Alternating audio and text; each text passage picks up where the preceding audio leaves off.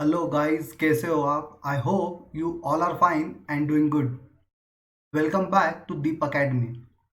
In today's video we are going to discuss about polar non-polar molecules and the dipole moment.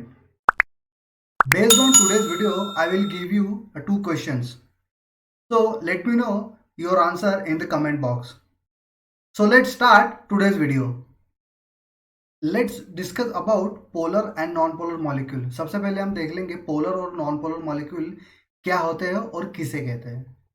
तो polar और non polar ये जो concept है ये covalent bonds में हमें दिखता है. जो कोवैलेंट बॉन्ड आयनिक कैरेक्टर दिखाते हैं, मीन्स एक डाइपोल्स या फिर एक प्लस एंड माइनस चार्ज उन पे डेवलप होता है, उनको हम बोलेंगे polar and non polar molecule. वो कैसे, चले देखते हैं. तो कोवैलेंट मॉलिक्यूल्स जैसे HCl है और एक है HNH.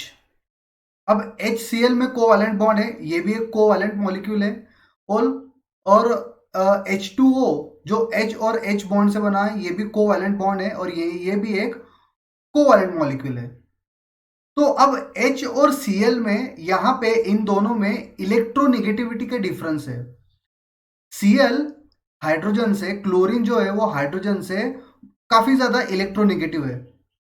तो उस इलेक्ट्रोनेगेटिविटी की वजह से इस बॉन्ड में एक पोलैरिटी फॉर्म होती है. वो पोलैरिटी मींस ये दोनों ने अपना एक एक इलेक्ट्रॉन शेयर करके ये कोवैलेंट बॉन्ड बनाया है. और इलेक्ट्रोनेगेटिविटी की वजह से ये जो बॉन्ड पेयर, ये जो शेयर्ड बॉन्ड पेयर है, ये शेयर्ड बॉन्ड पेयर क्लोरीन अपनी साइड में ज्यादा खींचता है. क्यों? वो उस साइड में ज्यादा खींचेगा, इसकी वजह से क्लोरीन पे डेल्टा माइनस और हाइड्रोजन पे डेल्टा प्लस, इस तरह से चार्ज डेवलप होंगे और इन्हीं को हम बोलेंगे पोलैरिटी फॉर्म होना. और इसको बोलेंगे हम ये पोलर मॉलिक्यूल है. क्यों? क्योंकि इन दोनों एटम्स की इलेक्ट्रोनेगेटिविटी का डिफरेंस ज्यादा है, इलेक्ट्रोनेगेटिविटी का डिफरेंस अलग अलग है. उसकी वजह से इन दोनों में पोल फॉर्म हुए, एक negative and positive pole forms हुए. और उस टाइप के मॉलिक्यूल्स को हम बोलेंगे polar molecules. These are the polar molecules.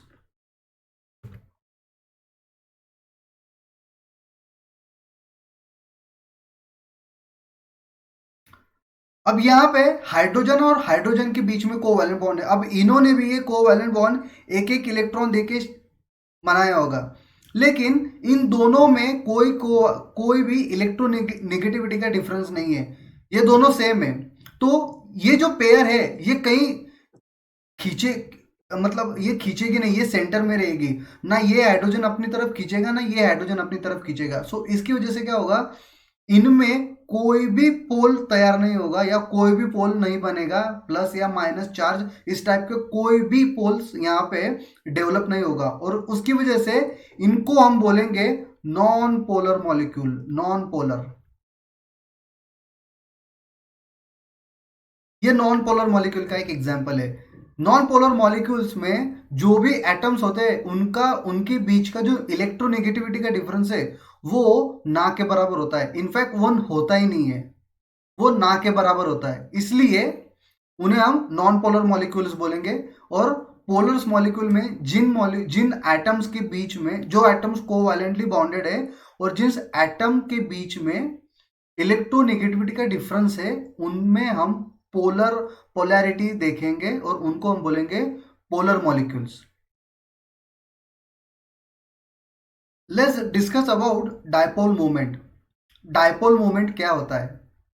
अब जो भी पोलर मॉलिक्यूल्स होते हैं उनमें नेगेटिविटी की वजह से एक डायपोल क्रिएट होते हैं. जैसे कि हमने देखा, उनमें दो अलग अलग चार्ज डेवलप हो रहे थे, प्लस और negative and positive.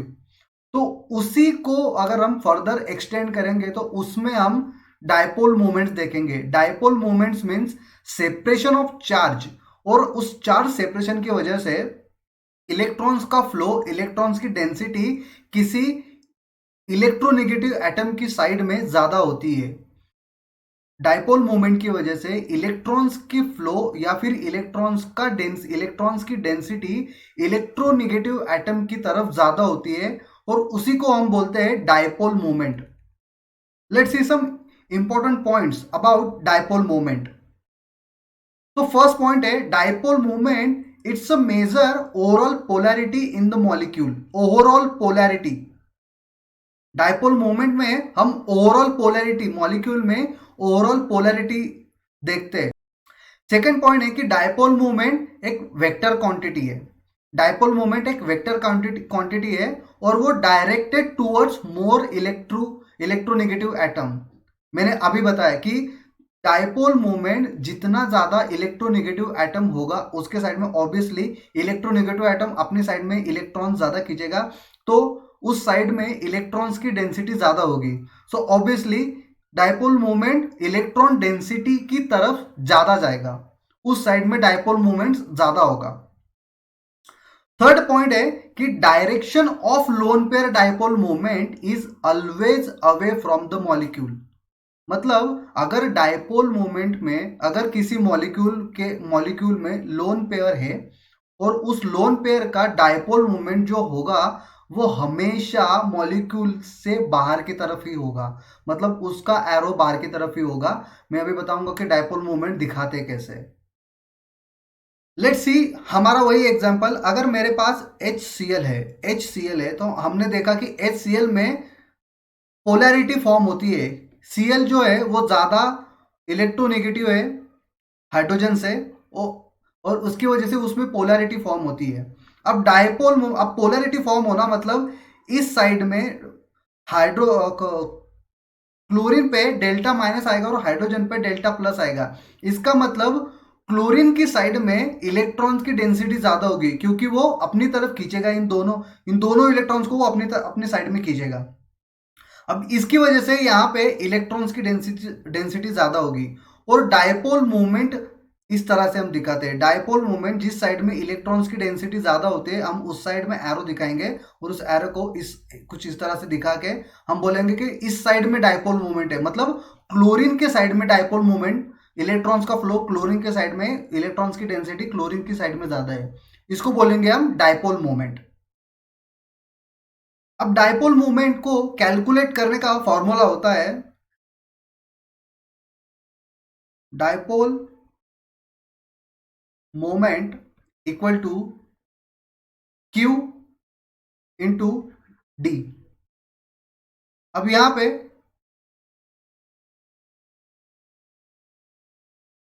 Q means charge and D means inter nuclear distance. Inter nuclear distance और बॉन्ड लेंथ, हम बॉन्ड लेंथ भी बोल सकते हैं क्योंकि बॉन्ड लेंथ ही इंटर न्यूक्लियर डिस्टेंस होता है। दो एटम्स के बीच का जो उनके बीच का न्यूक्लियर डिस्टेंस, उसी को हम बॉन्ड लेंथ कहते हैं। तो डायपोल मोमेंट का यूनिट होता है, unit of dipole moment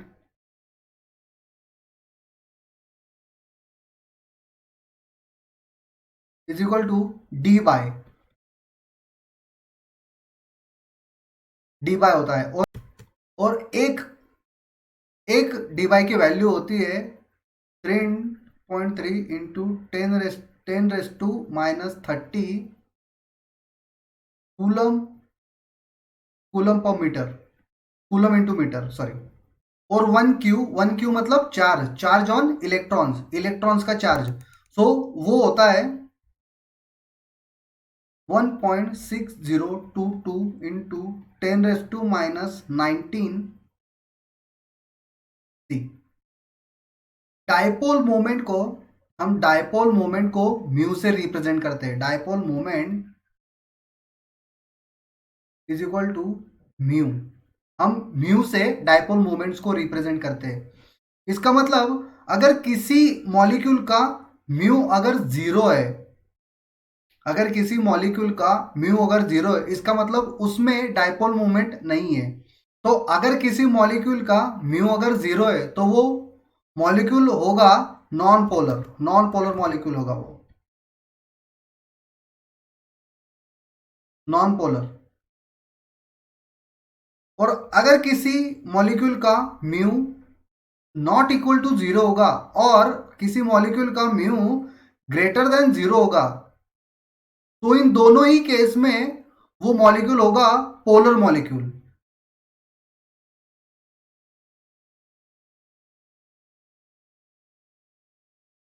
polar molecule बनेगा। अब एक और बहुत इंपॉर्टेंट टर्म आता है, बॉन्ड मोमेंट।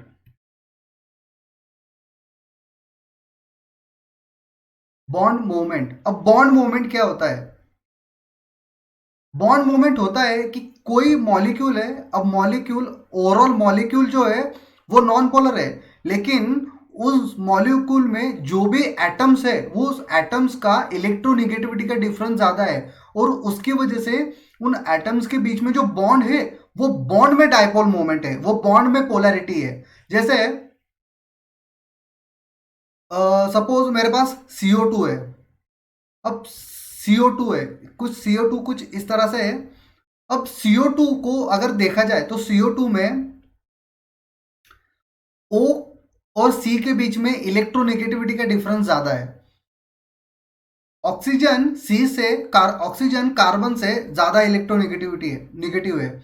इसकी वजह से कार्बन की साइड से इस साइड में डायपोल मोमेंट होगा, और इस कार्बन में, और इस सॉरी इस ऑक्सीजन का डायपोल मोमेंट कुछ इस साइड में होगा।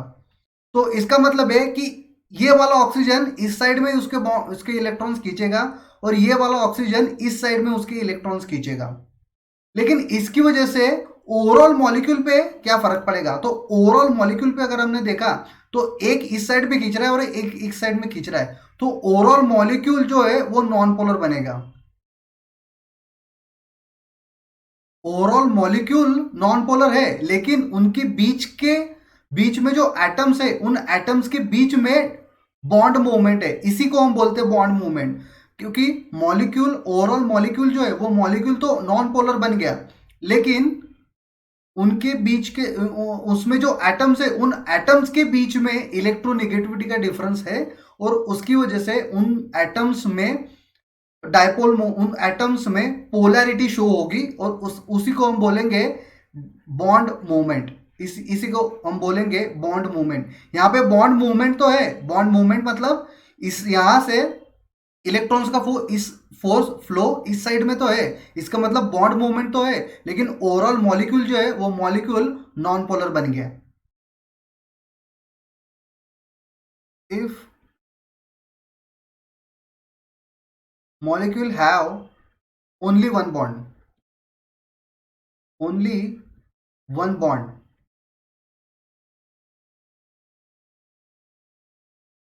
then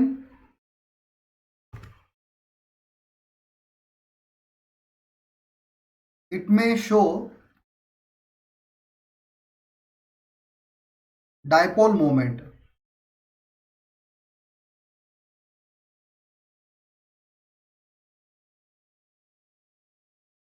और अगर किसी बॉन्ड में एक से ज्यादा, अगर किसी मॉलिक्यूल में एक से ज्यादा बॉन्ड है, लाइक हियर, अगर इसका एग्जांपल देना हो तो HCl आप लिख सकते हो, H और Cl। HCl में सिर्फ एक ही बॉन्ड है,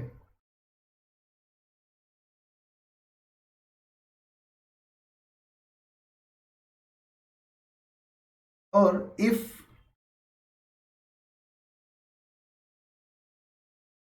molecule have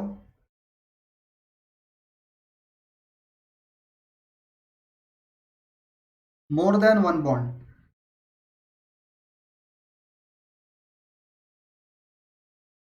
then it shows bond moment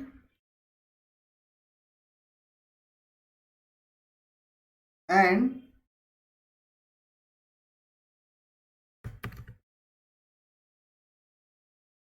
molecule shows overall dipole moment।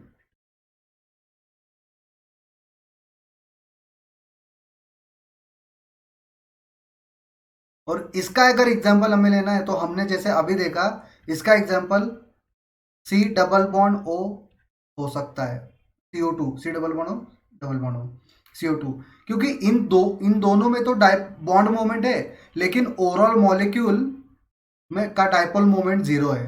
तो इसकी वजह से हम ये कह सकते हैं कि अगर मॉलिक्यूल में एक से ज्यादा बॉन्ड है, यहाँ पे सिर्फ एक ही बॉन्ड है, इसलिए हमें पता है कि इसमें सिर्फ डाइपोल मोमेंट ही हम कैलकुलेट करेंगे, इसको हम सिर्फ डाइपोल मोमेंट से ही चेक कर सकते हैं। लेकिन यहाँ पे हमें बॉन्ड मोमेंट भी देखना होगा और फिर ओवरऑल डाइपोल मोमेंट भी देखना होगा।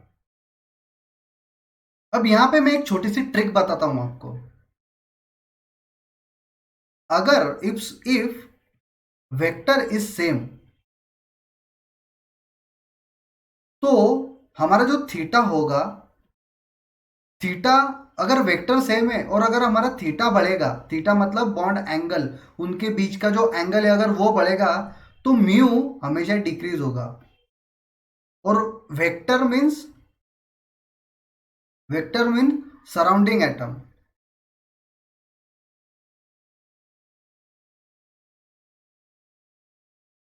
सराउंडिंग एटम्स, वेक्टर जो है वो सराउंडिंग एटम्स है। वो किस तरह से होगा, let's see some example on this.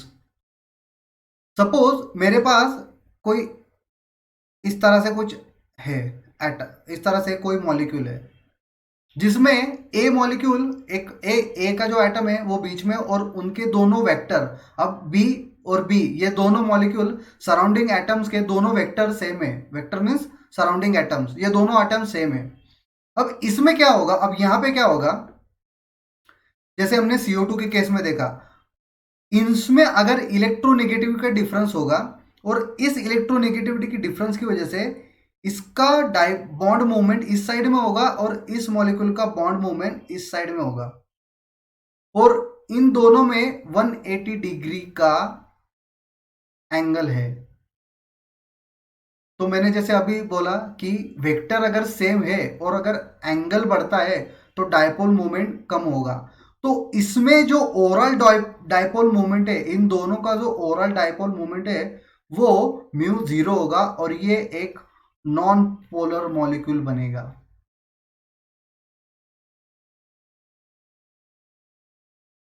अब इसी तरह से एक सेकंड एक और बताता हूं। जैसे मेरे पास सेंटर एटम ए है, एक बी है, यहाँ पे बी है एंड डी।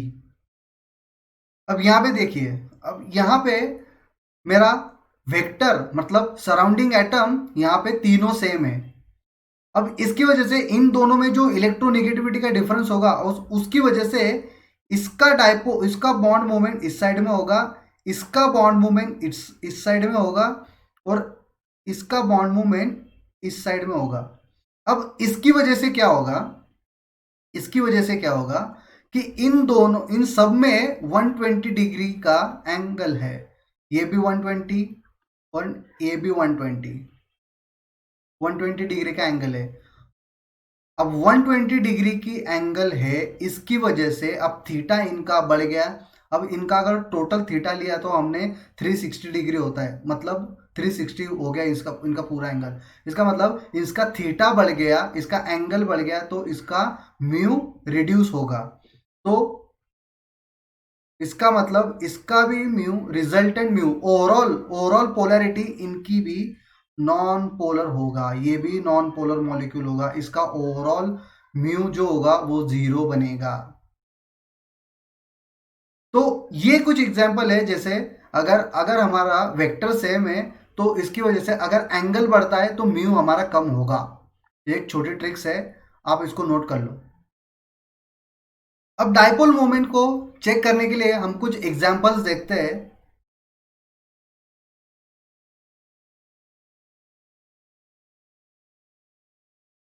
हम कुछ एग्जांपल्स देखेंगे इसके रिलेटेड के।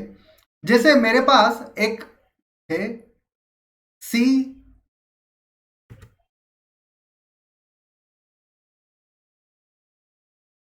फर्स्ट देखते हैं CCl4। अब CCl4 में सपोज यहाँ पे C है, यहाँ पे क्लोरीन,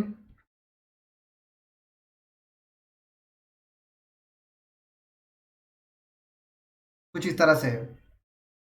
अब यहाँ पे ठीक से देखिए, अब यहाँ पे अगर हमने हमारा वेक्टर सेम है, मतलब हमारा सराउंडिंग एटम सेम है, अब होगा क्या,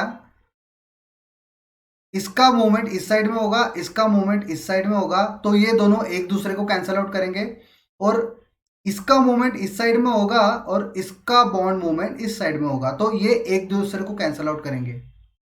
अब होगा ये कि ये चारों एक दूसरे को कैंसल आउट करेंगे और उसकी वजह से इसका ओवरऑल म्यू रिजल्टेंट जो होगा वो होगा 0 और ये बनेगा नॉन पोलर।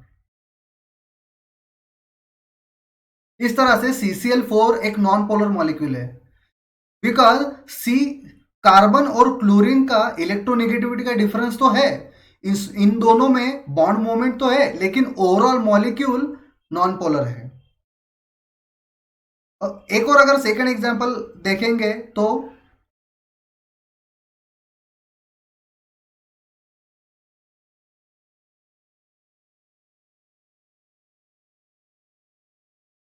CHCl3। अब CHCl3 कैसे बनेगा, तो यहां पे सी है, एक साइड में H और तीनों साइड में Cl है।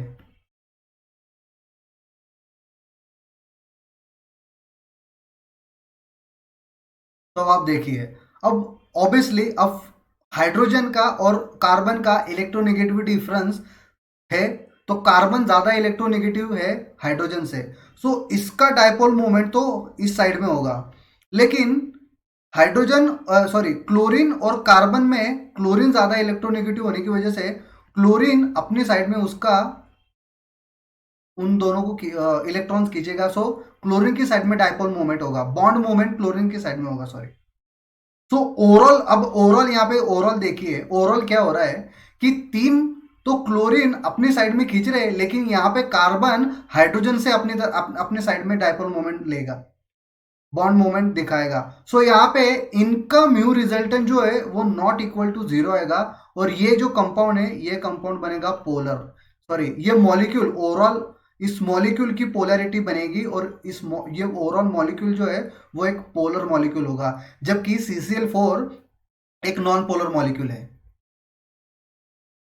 अब अगर हमें दो मॉलिक्यूल पोलर मॉलिक्यूल है और दो पोलर मॉलिक्यूल के बीच में ही अगर हमें कंपेयर करना है कि कौन सा मॉलिक्यूल की पोलैरिटी ज्यादा होगी, जैसे मेरे पास एग्जांपल है NH3 and NF3, NH3 and NF3 है, तो यहां पे क्या होगा, जैसे NH3 है तो कुछ इस तरह से होगा,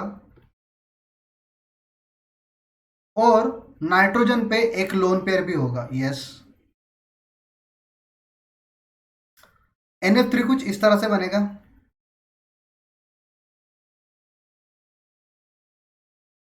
और नाइट्रोजन पे लोन पेयर। अब देखिए यहां पे क्या होगा, अब यहां पे नाइट्रोजन हाइड्रोजन से ज्यादा इलेक्ट्रोनेगेटिव है, इसकी वजह से नाइट्रोजन की साइड में डायपोल बनेगा, नाइट्रोजन की साइड में डायपोल मूवमेंट होगा, और यहां पे फ्लोरीन नाइट्रोजन से ज्यादा है, तो फ्लोरीन अपनी तरफ ज्यादा लेगा, यहां से नाइट्रोजन से फ्लोरीन की साइड में होगा। अब हमने एक थर्ड पॉइंट डिस्कस किया था जब हम डायपोल मोमेंट्स के पॉइंट डिस्कस कर रहे थे, उसमें कहा था कि अगर डायपोल मोमेंट में अगर लोन पेयर का डायपोल मोमेंट है, तो लोन पेयर का dipole moment always away from the molecule. Lone pair का डायपोल मोमेंट हमेशा उसकी साइड में होगा, लोन पेयर का डायपोल मोमेंट हमेशा मॉलिक्यूल से बाहर की साइड में जाएगा। मतलब इसमें अगर हम इलेक्ट्रोनेगेटिविटी देखेंगे तो इलेक्ट्रोनेगेटिविटी के हिसाब से अगर हम देखेंगे तो लोन पेयर अपनी तरफ ज्यादा खींचेगा, ऑब्वियसली लोन पेयर ज्यादा इलेक्ट्रोनेगेटिव बनेगा यहाँ पे, इसलिए लोन पेयर का dipole moment away from molecule है। देखिए मॉलिक्यूल इस साइड में, ये इस साइड में जा रहा है, इसलिए ये अवे फ्रॉम मॉलिक्यूल है। यहाँ पे भी सेम होगा, यहाँ पे भी फ्लोरीन से भी ज्यादा सॉरी फ्लोरीन नहीं, नाइट्रोजन से ज्यादा लोन पेयर अपनी साइड में डायपोल मोमेंट बनाएगा, तो यहां पे भी अवे फ्रॉम द मॉलिक्यूल होगा। लेकिन हमें ये दोनों तो मॉलिक्यूल पोलर है, दोनों का पोलर है, इसका भी म्यू रिजल्टेंट जीरो है, और सॉरी इसका भी mu resultant not equal to zero और इसका भी mu resultant not equal to zero है। लेकिन यहां पे नाइट्रो NH3 जो है वो ज्यादा पोलर है NF3 से। वाई? बिकॉज यहां पे देखिए, यहां पे जो डायपोल मूवमेंट है वो सब पूरा का पूरा एक साइड में है, वो एक ही डायरेक्शन में है, ये सब के सब अपवर्ड डायरेक्शन में है, ये तीनों भी नाइट्रोजन के साइड में और ये भी इस साइड में। इसलिए यहाँ पे डायपोल मोमेंट, यहाँ पे इलेक्ट्रॉन्स की डेंसिटी जो है वो एक डायरेक्शन में काफी ज्यादा इलेक्ट्रॉन्स की डेंसिटी है, एक ही डायरेक्शन में इलेक्ट्रॉन्स की डेंसिटी ज्यादा जा रही है। लेकिन यहाँ पे फ्लोरीन अपनी तरफ खींचेगा और ये लोन पेयर अपनी तरफ खींचेगा, इसकी वजह से यहां से ये नीचे जाएगा और ये ऊपर जा रहा है, तो इसकी वजह से इनकी इलेक्ट्रॉन डेंसिटी बढ़ गई है, इनकी इलेक्ट्रॉन डेंसिटी वीकर है NH3 की कंपेयर में, इसलिए NH3 is more polar than NF3। So now the question for you, आपको मैं 2 क्वेश्चन देने वाला था, जो आप उसका आंसर मुझे कमेंट में बताइए, और अगर आपको डिटेल एक्सप्लेनेशन चाहिए तो वो भी मुझे कमेंट कीजिए, मैं इसके बारे में भी डिटेल एक्सप्लेनेशन बताऊंगा। सो फर्स्ट है H2O एंड OF2, इन दोनों की आपको पोलैरिटी कंपेयर करनी है, इन दोनों में से ज्यादा डायपोल मोमेंट कौन शो करेगा वो आपको बताना है। एंड सेकेंड एग्जाम्पल है PCl3F2 एंड PCl2F3, इन दोनों में डायपोल मोमेंट किसका ज्यादा है ये आपको कमेंट में बताना है, ये आपको कमेंट में इसका आंसर देना है। तो ये आपके लिए 2 क्वेश्चन है होमवर्क के लिए, आप इनको ट्राई कीजिए, और ये बहुत ही अच्छे क्वेश्चंस है, ये जेई नीट के लेवल के क्वेश्चंस है, ये MSCET के लेवल के क्वेश्चंस है, इनको जरूर ट्राई कीजिए। So this is all about for today's video, till then take care and good bye.